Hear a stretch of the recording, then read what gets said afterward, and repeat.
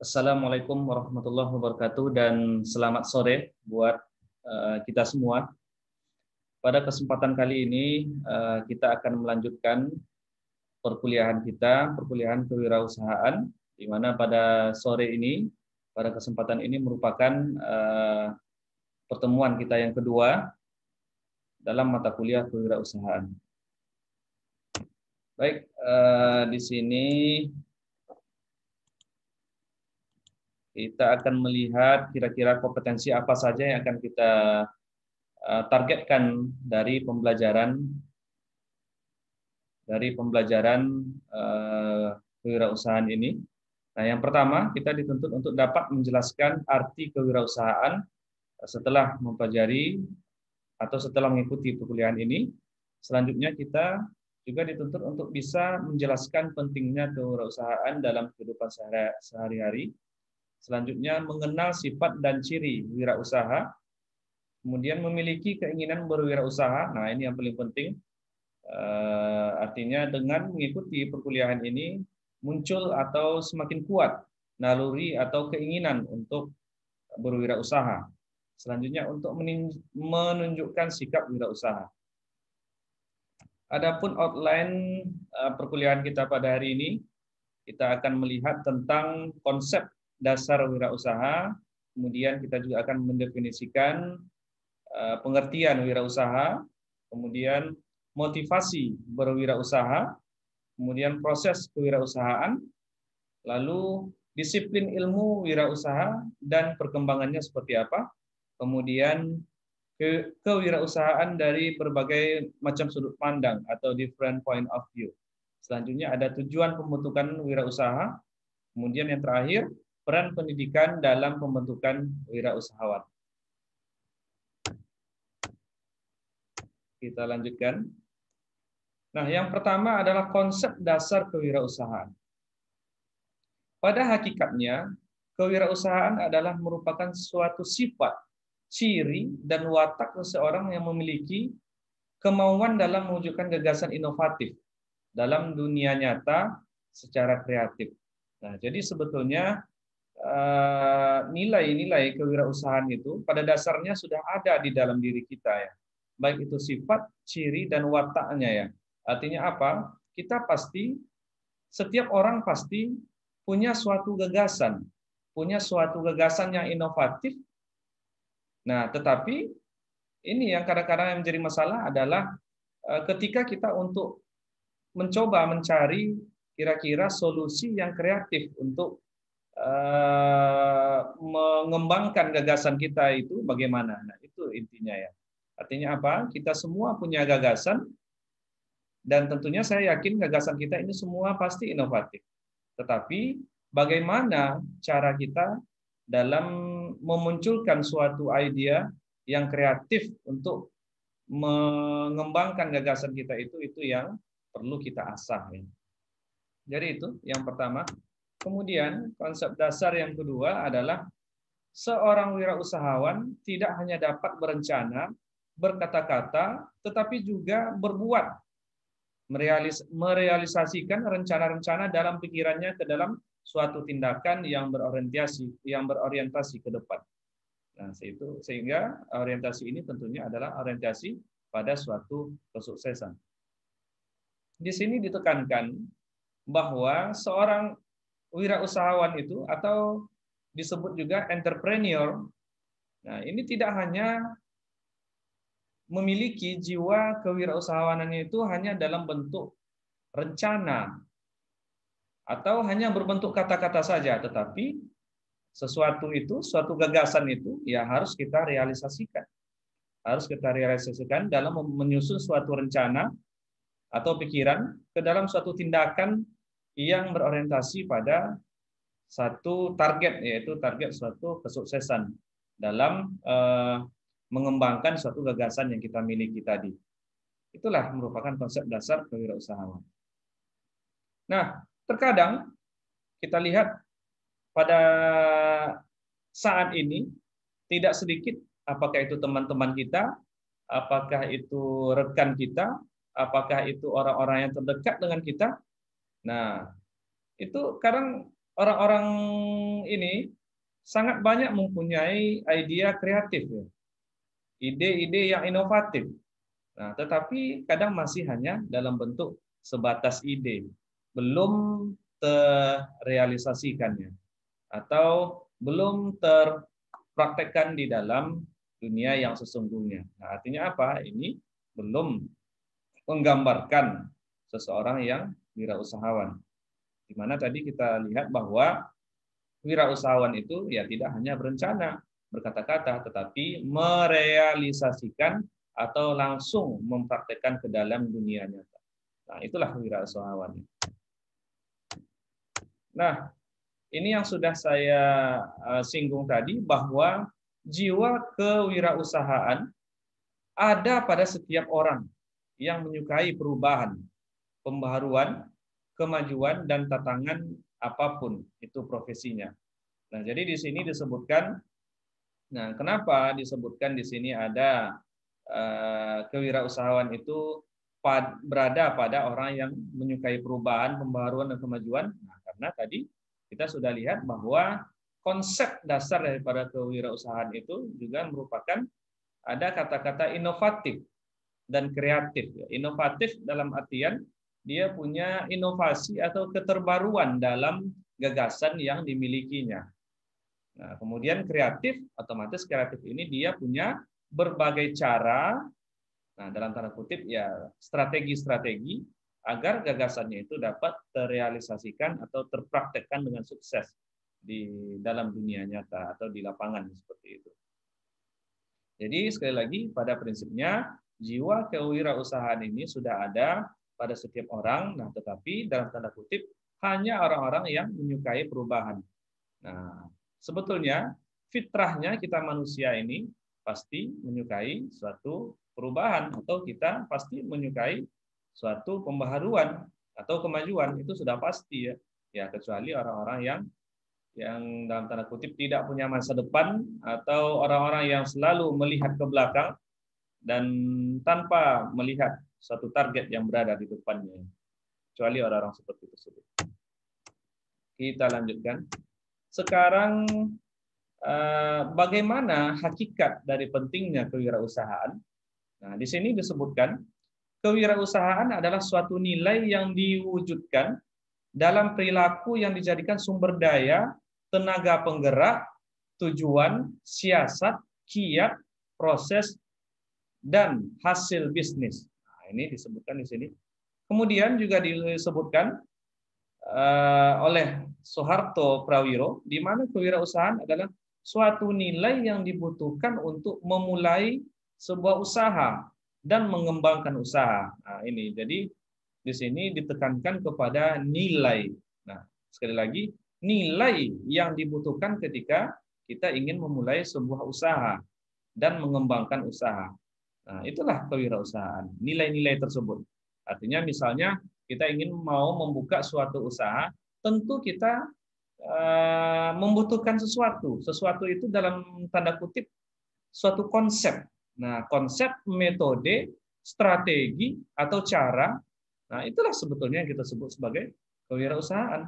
Nilai-nilai dari parameter tersebutlah yang kita sebut sebagai kewirausahaan.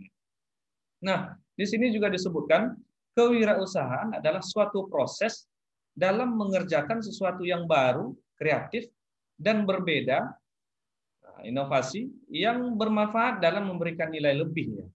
Nah, jadi di sini disebutkan sekali lagi ada kata-kata kreatif dan inovatif yang bermanfaat dalam memberikan sesuatu yang lebih. Artinya apa? Ketika kita ingin melakukan suatu kegiatan kewirausahaan, nah kita tidak boleh terlepas dari 3 hal ini ya. Artinya ya sesuatu yang kita buat itu yang akan kita tawarkan kepada pasar itu harus memiliki suatu inovasi yang berbeda dengan produk-produk yang lain ya, yang berdekatan atau yang menyerupai dengan produk kita. Nah, kemudian selain itu kita juga harus kreatif. Apa yang bisa kita tawarkan dari produk kita yang memiliki nilai-nilai kreatif dibandingkan dengan produk-produk lain. Kemudian ya harus mempunyai nilai lebih. Apa nilai lebihnya kira-kira daripada produk-produk lain? Nah, itu yang harus kita tanamkan ke dalam diri kita dalam mengembangkan atau membuka suatu peluang usaha. Sekali lagi, kreatif, inovatif, dan ada nilai plusnya di mana. Nah, itu harus terkonsep dengan baik. Kemudian kita masih lihat hakikat dan konsep dasar kewirausahaan. Kita lanjutkan. Nah, kewirausahaan juga merupakan suatu kemampuan untuk menciptakan sesuatu yang baru dan berbeda. Ini masih menekankan yang tadi, di mana ini didefinisikan oleh Drucker tahun 1959. Jadi sudah lama sekali konsep kewirausahaan ini sudah dituliskan atau didefinisikan.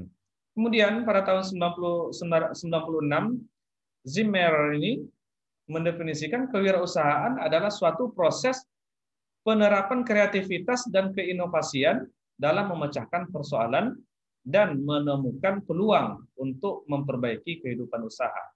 Nah, jadi di sini kita sudah bicara panjang lebar tentang hakikat dan konsep dasar kewirausahaan.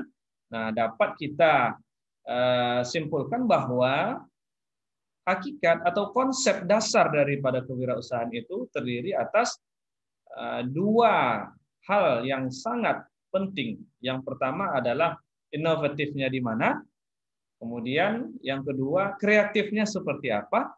Nah, kemudian barulah ditambah oleh parameter-parameter yang lain seperti kebermanfaatannya seperti apa, nilai lebihnya daripada produk-produk lain seperti apa. Nah, itu parameter-parameter lainnya.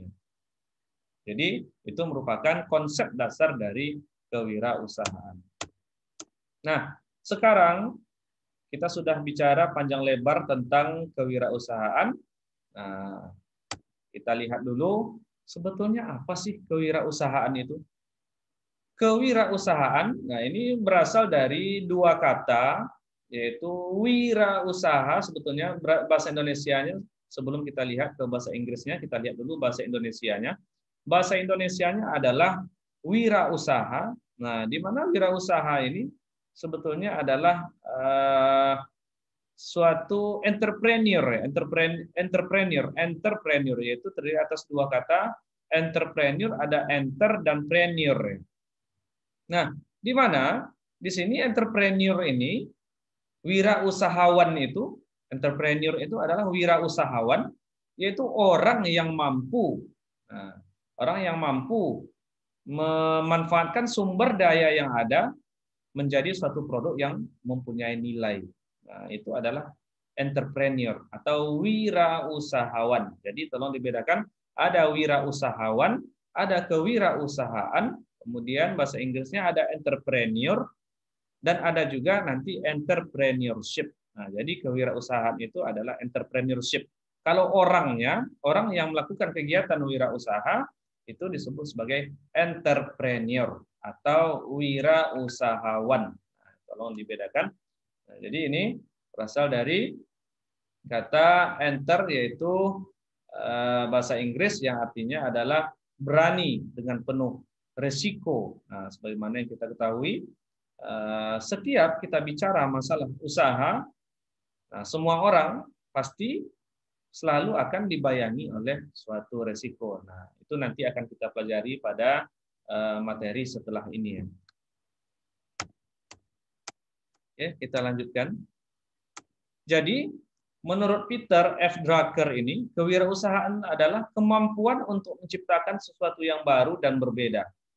Nah, itu adalah kewirausahaan. Jadi, hampir mirip dengan konsep daripada wirausaha. Kalau konsep daripada wirausaha tadi inovatif dan kreatif, tetapi pengertian daripada kewirausahaan adalah kemampuan untuk menciptakan dua parameter yang tadi.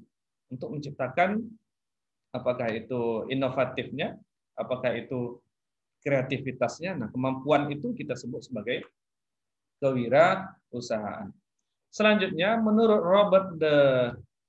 Hisrich, kewirausahaan adalah suatu proses kreatif untuk menciptakan sesuatu yang bernilai lebih tinggi dengan mengoptimalkan segala daya upaya seperti mencurahkan waktu, dana, psikologis, dan penerimaan penghargaan atas kepuasan seseorang. Nah, ini pengertian yang lebih spesifik di mana kewirausahaan itu tidak hanya suatu proses atau suatu kemampuan yang kreatif dan inovatif, tetapi dia juga untuk menciptakan sesuatu yang bernilai lebih tinggi.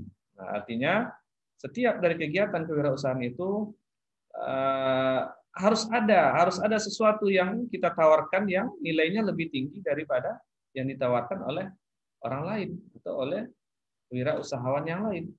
Nah, sehingga di sini perlu berbagai cara. Nah, di mana dalam pengertian ini ditekankan yaitu dengan mengoptimalkan segala daya upaya, seperti ya dia mencurahkan semua waktunya, dananya, psikologisnya, artinya memang dia menghabiskan tidak hanya berbentuk materi, waktu, tetapi juga pikirannya untuk memikirkan bagaimana suatu usaha tersebut dapat berjalan secara optimal dalam memberikan penghargaan atau kepuasan kepada orang lain, dalam hal ini ya customer-nya seperti itu. Nah, sekarang kita lanjutkan.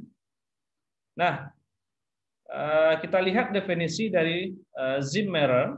Kewirausahaan adalah proses penerapan kreativitas dan inovasi dalam memecahkan persoalan dan menemukan peluang untuk memperbaiki kehidupan. Nah, ini sangat penting. Artinya apa? Ketika kita bicara tentang kewirausahaan, tentu kita tidak akan bisa terlepas dari kata-kata peluang.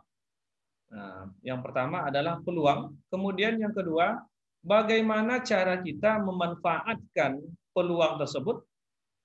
Nah, cara di sini yaitu kembali lagi ke konsep daripada kewirausahaan.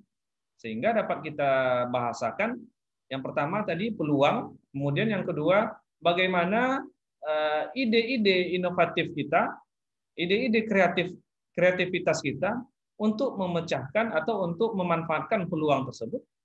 Nah, kemudian baru yang ketiga strategi. Nah, kita baru membuat suatu strategi dalam menjalankan suatu usaha. Jadi itu menurut Zimmerer. Kemudian ada juga pengertiannya menurut Wijandi, di mana kewirausahaan merupakan suatu sifat keberanian, keutamaan dalam keteladanan, dalam mengambil resiko yang bersumber pada kemampuan sendiri. Nah, jadi kalau yang didefinisikan oleh Wijandi ini lebih kepada wirausahawannya, lebih kepada personalnya. Artinya seorang wirausahawan atau seorang entrepreneur, ya dia harus mempunyai nilai-nilai keberanian, keteladanan dalam mengambil resiko, artinya dia ya harus mempunyai manajemen risk yang baik atau perkiraan resiko yang baik. Nah, tentu saja bersumber pada kemampuan sendiri. Nah, kemampuan sendiri ini maksudnya seperti apa? Seperti pendanaan, ya pendanaan dari sendiri. Keteladanan, ya dia mencontohkan langsung diri dia sebagai seorang wirausahawan yang baik. Kemudian risiko, ya dia juga akan langsung bersumber kepada dirinya. Artinya dia sudah siap untuk menanggung risiko atau apapun yang terjadi di depan ketika mereka mengembangkan usahanya atau ketika orang yang bersangkutan mengembangkan usahanya. Jadi lebih kepada personal. Oke, jadi tadi sudah kita lihat konsep, hakikat dan konsep wirausahaan, kemudian ada beberapa pengertian kewirausahaan. Nah, sekarang kita lihat pula proses kewirausahaan itu seperti apa. Nah, jadi sebagaimana yang kita katakan di awal tadi, semua orang punya jiwa kewirausahaan.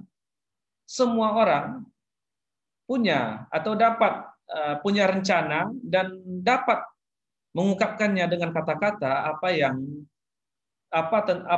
apa jiwa daripada kewirausahaannya.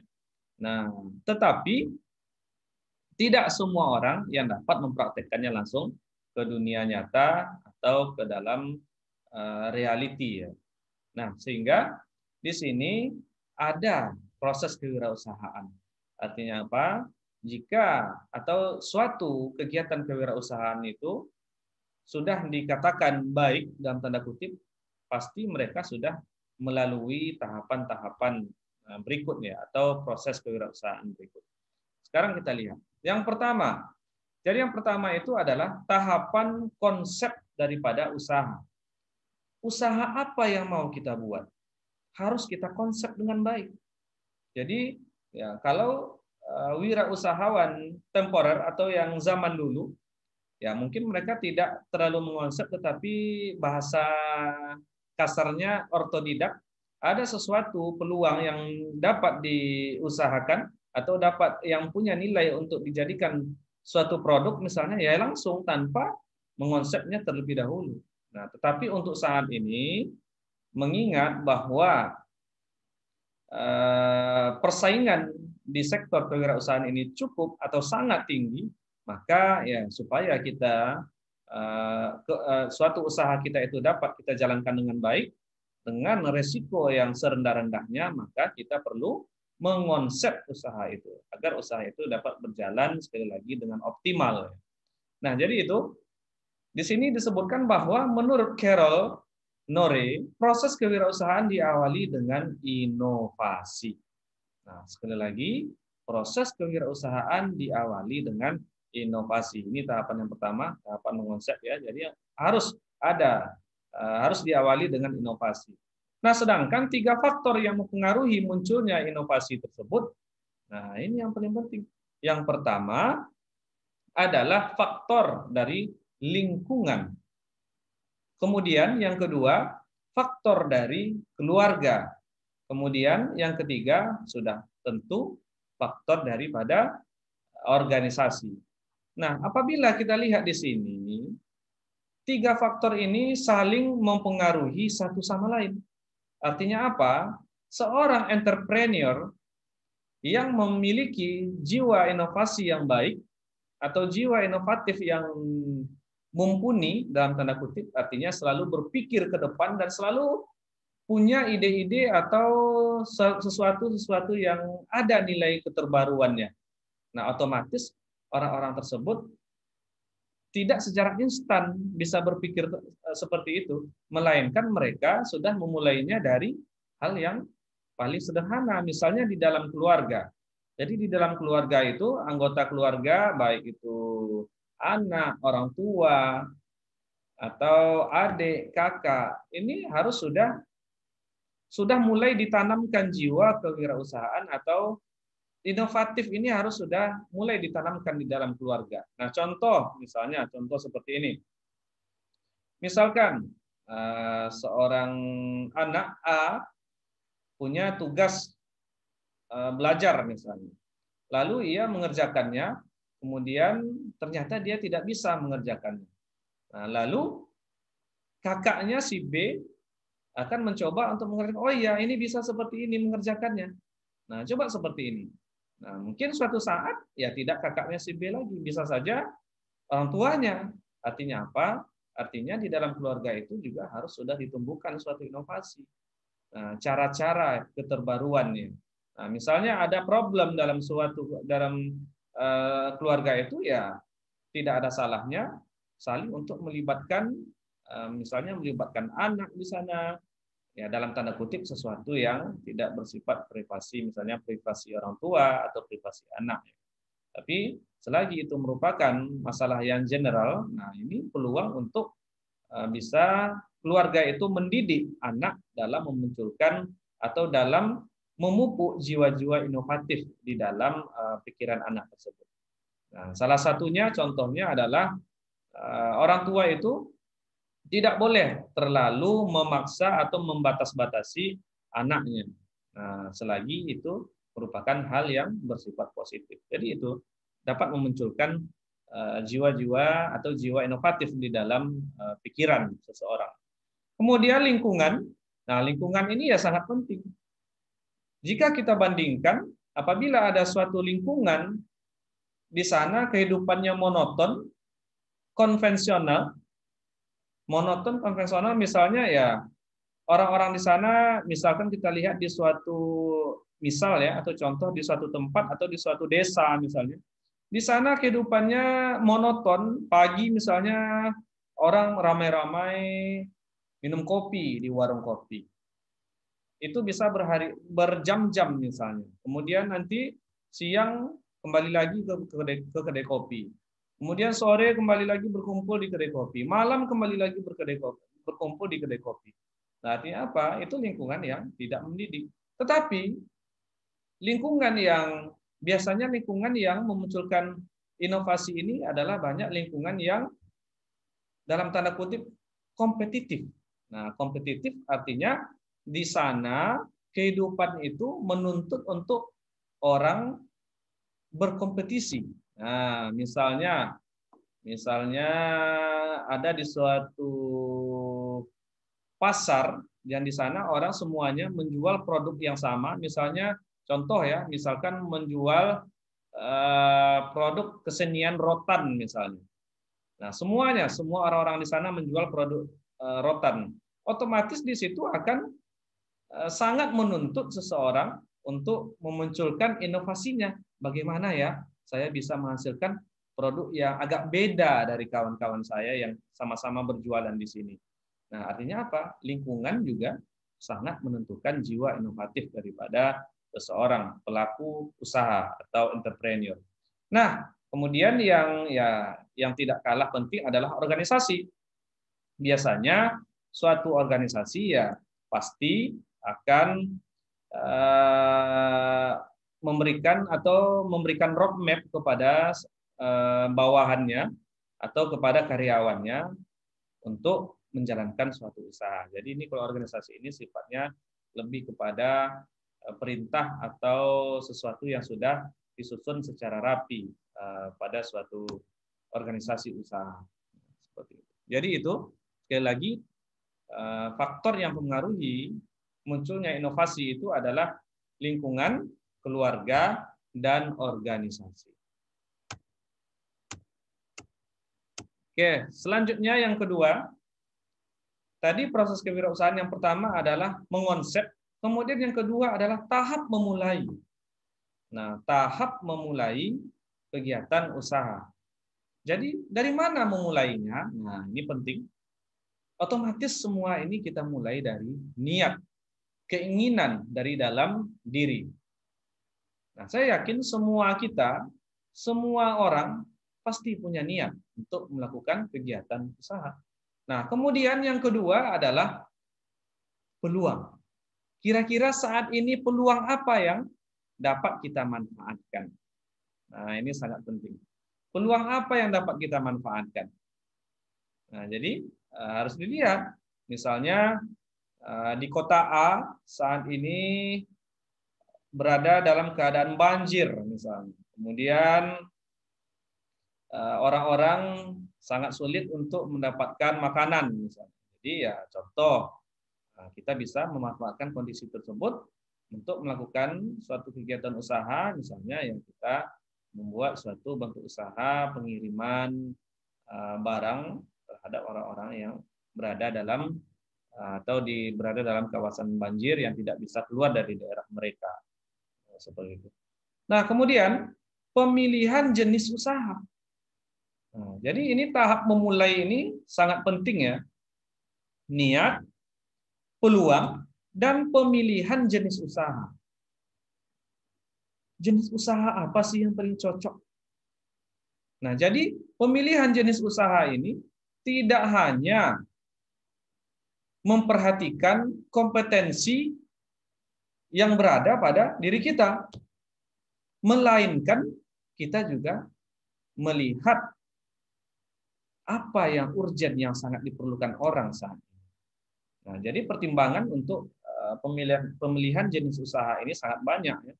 Mulai dari kita melihat peluang yang ada, kemudian kita melihat urgensi daripada peluang tersebut, orang sangat butuh pada saat itu misalnya. Nah, kemudian kita juga melihat kompetensi daripada diri kita sendiri. Kita minat tidak? Nah, misalnya. Atau kita mengerti tidak dengan usaha tersebut? Nah, jadi harus diperhatikan juga.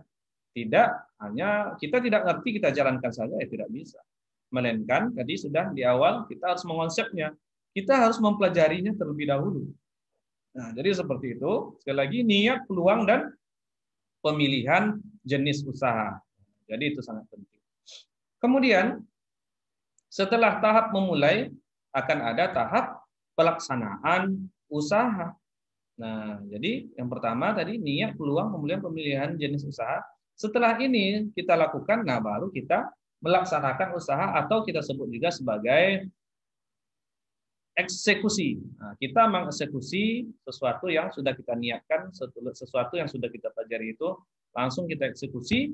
Nah, ini bisa berbentuk kepada pembiayaan sumber daya manusianya, kemudian kepemilikan, organisasi, dan kepemimpinan. Ini adalah suatu siklus yang harus disusun dengan baik.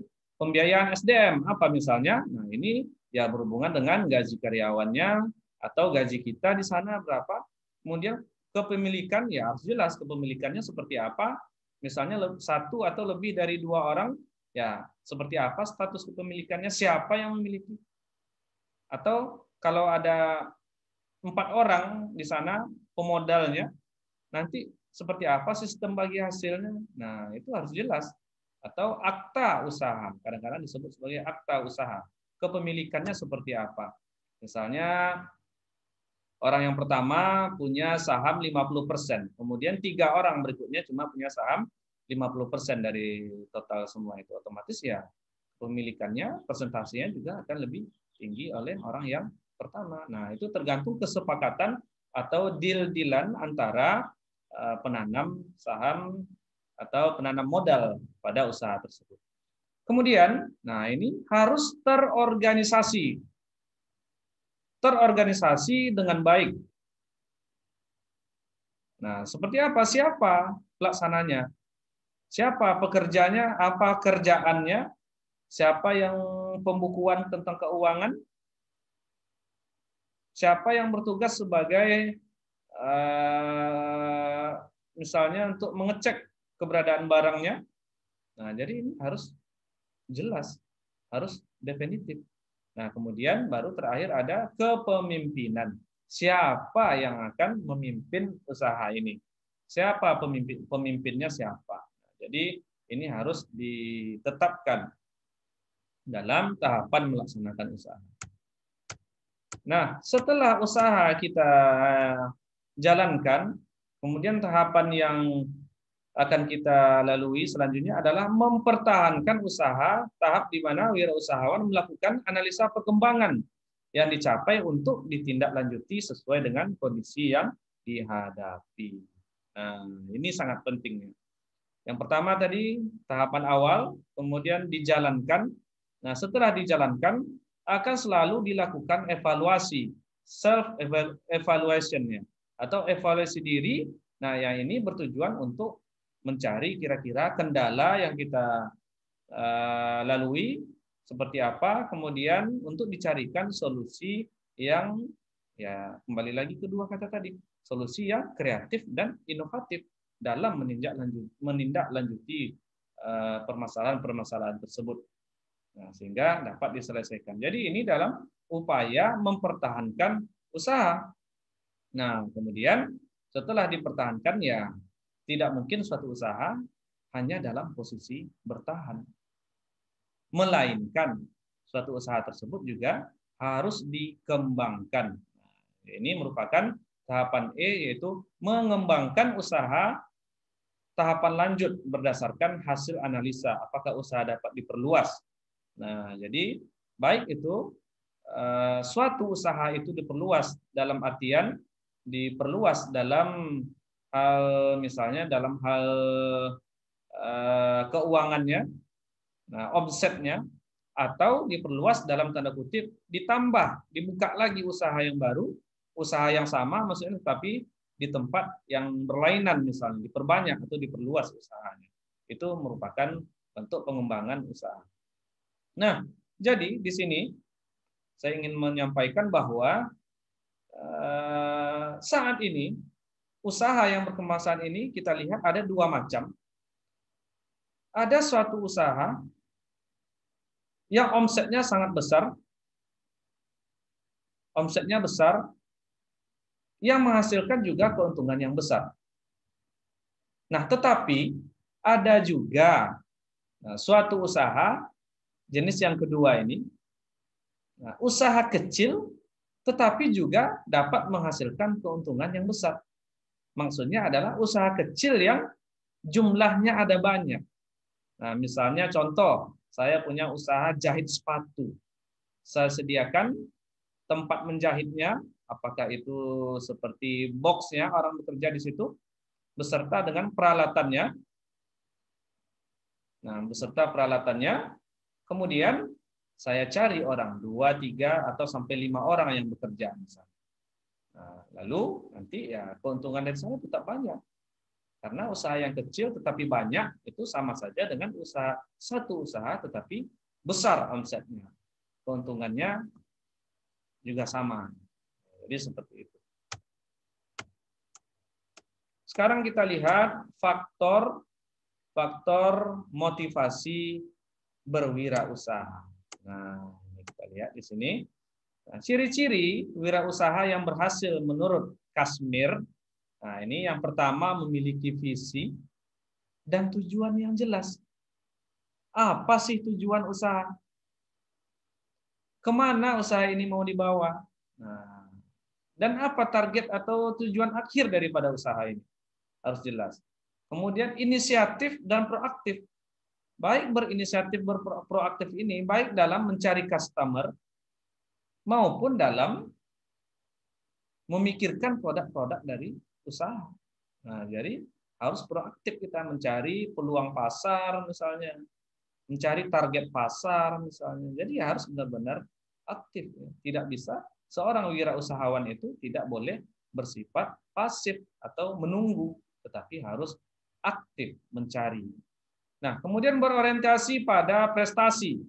Nah, ini sudah jelas artinya apa? Suatu usaha itu disertai dengan prestasi, nah maka pandangan daripada customer itu akan semakin baik. Sehingga market trust-nya itu, kepercayaan pasarnya itu akan meningkat. Apabila suatu usaha itu, market trust-nya itu atau kepercayaan pasarnya itu sudah baik, nah orang dalam tanda kutip tidak terlalu memperhatikan produk atau kualitas produk, ya enggak, melainkan ya ujung-ujungnya brandnya yang orang cari lagi. Kenapa?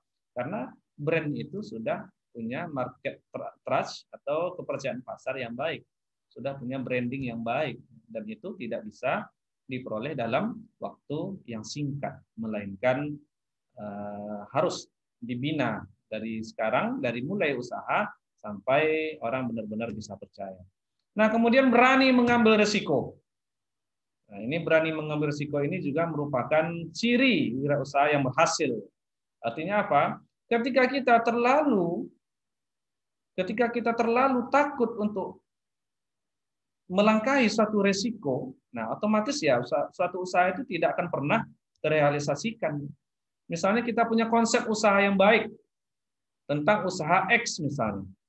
Tetapi karena kita takut akan risiko ini,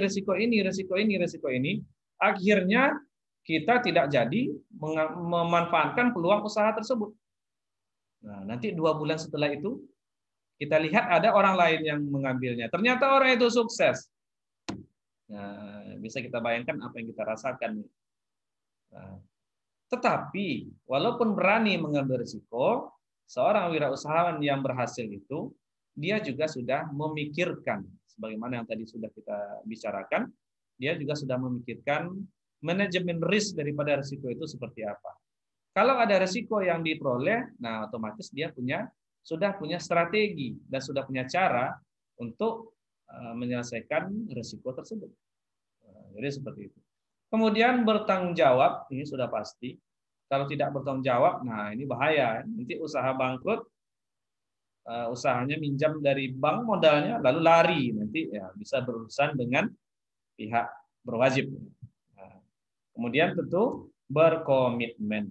Komitmen dalam artian, baik itu komitmen dalam menjalankan usahanya, baik itu dalam komitmen dalam menjaga mutu daripada produknya, baik juga komitmen dalam menjaga market trust, menjaga kepercayaan pasar terhadap mereka. Jadi itu penting, ada beberapa ciri dari wirausaha yang berhasil.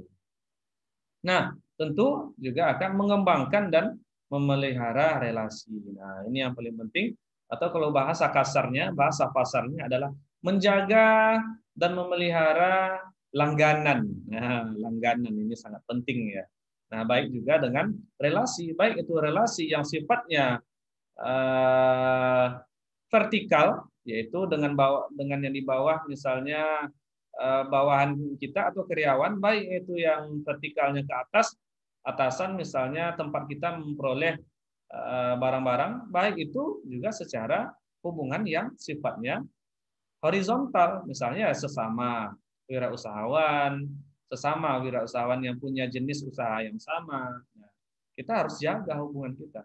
Artinya apa? Ya kita berwirausaha secara baik-baik.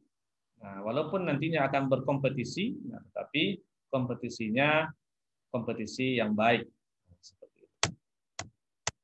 Baik, sekarang kita lanjutkan.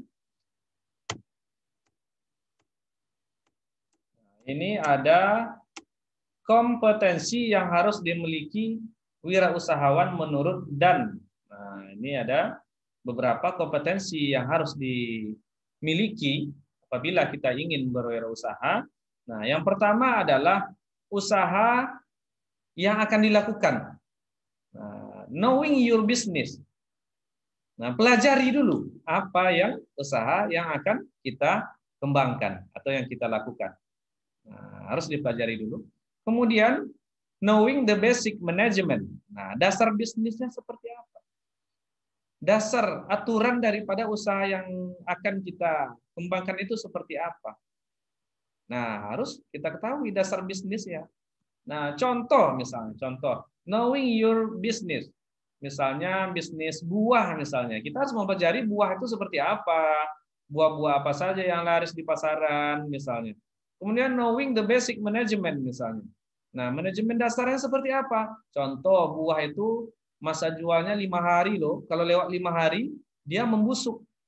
Nah, lalu otomatis bagaimana cara kita bisa menjualnya sebelum 5 hari? Nah, itu contoh manajemen basic ya dari dasar bisnis. Kemudian having proper attitude, sikap sempurna. Sikap sempurna ini ya kita harus sebagai seorang wirausaha ya harus bisa menerima masukan daripada customer, masukan daripada karyawan kita, atau kritikan dari pihak lain. Tentunya dalam tanda kutip semua itu adalah yang mempunyai yang punya nilai positif untuk usaha kita. Nah, kemudian sikap yang sempurna ini juga ya kita pertahankan sikap kita, baik sikap kita melayani customer kita, baik sikap kita dalam berkomunikasi dengan relasi kita, baik sikap kita berkomunikasi dengan atasan daripada usaha kita. Jadi harus dijaga. Nah, sangat penting. Kenapa? Karena proper attitude akan mempengaruhi market trust atau kepercayaan pasar. Kemudian having adequate capital, modal yang cukup. Nah, ini cukup menarik ini ya. Jadi modalnya harus cukup. Kalau tidak ada modal, gimana kita mau menjalankan usaha? Nah, dalam tanda kutip, modal yang cukup ini ya tidak mesti modal pribadi. Nah, apabila perusahaan ini atau usaha ini yang kita jalankan ini, misalkan kolaborasi antara kita dengan teman-teman kita, misalnya ada 3 orang, ya modal ketiga-tiga orang ini setelah dikumpulkan harus cukup. Baik itu modal pribadinya ketiga-tiganya setelah dijumlahkan maupun ditambah dengan misalnya ada bantuan modal dari pemerintah, dari pihak bank misalnya seperti itu ya. Artinya modal harus cukup atau harus sesuai dengan peluang usaha yang akan dikembangkan supaya usahanya tidak nanti contoh mau usahanya misalkan mau menjual buah seperti tadi misalnya. Baru terbuat fasilitasnya separuh, yang dijual belum dibeli, nah modalnya sudah habis, itu nanti justru akan rugi. Nah, Kemudian managing finance effectively, mengelola keuangan.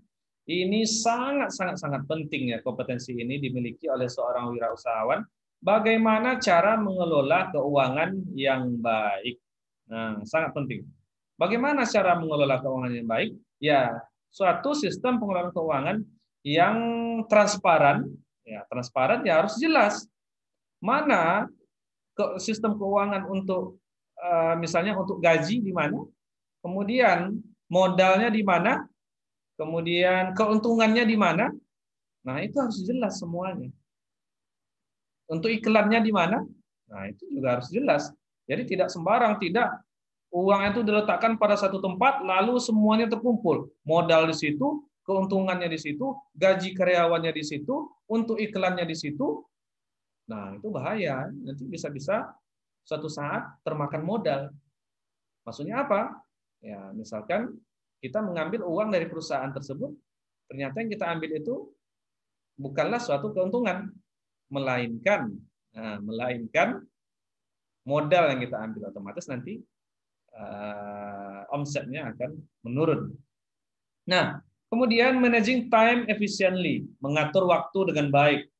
Nah, artinya apa? Suatu usaha supaya berhasil harus mengatur waktu. Contoh, misalnya Anda menjual suatu produk di suatu toko online, misalkan. Nah, misalkan toko online Anda beroperasi jam 8 sampai jam 4 sore.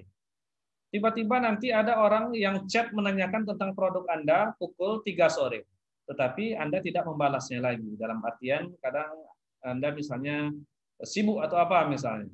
Sementara market itu orang-orang yang melihat toko kita itu dalam tanda kutip ya jam 8 sampai jam 4 mereka beranggapan sebelum jam 4 mereka masih bisa untuk bertransaksi.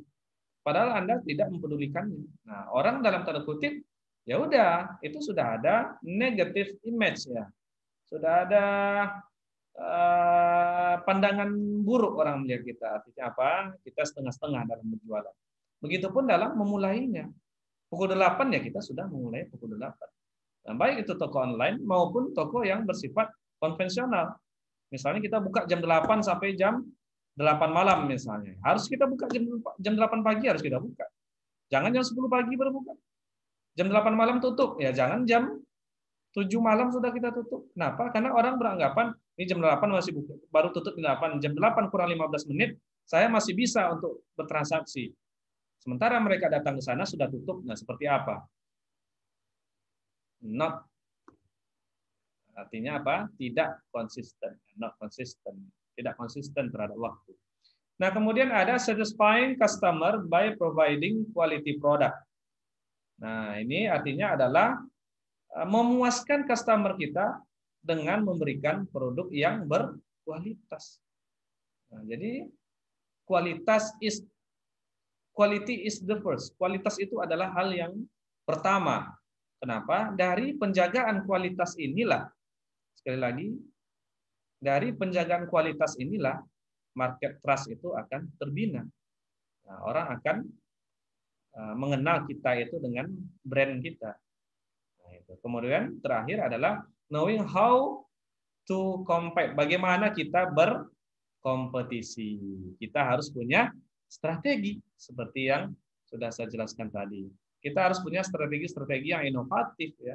Otomatis ini harus diperhatikan adalah strategi-strategi yang positif. Jangan sekali-sekali kita menggunakan strategi yang negatif. Dalam artian kita berkompetisi dengan cara merugikan orang lain. Dengan cara merugikan kompetitor kita. Itu tidak baik ya, dan tidak boleh. Kalaupun suatu saat kita berhasil, yakinlah orang itu tidak akan puas kepada Anda. Mereka pasti akan membalasnya. Nah, otomatis nanti ya bahaya. Kita bisa kena batunya bahasanya. Oke. Nah, kemudian coping with regulation dan paperwork, membuat aturan. Artinya apa? Ada dari usaha yang kita buka itu ada aturannya jelas, dari mulai dari tata kelola keuangan, sistem organisasi, sampai kepada sistem organisasi dari atasan sampai kepada karyawan, sampai ke pembukuan perusahaan, kemudian sampai juga ke modal dan sebagainya. Seperti itu. Baik, saya lanjutkan. Disiplin ilmu kewirausahaan.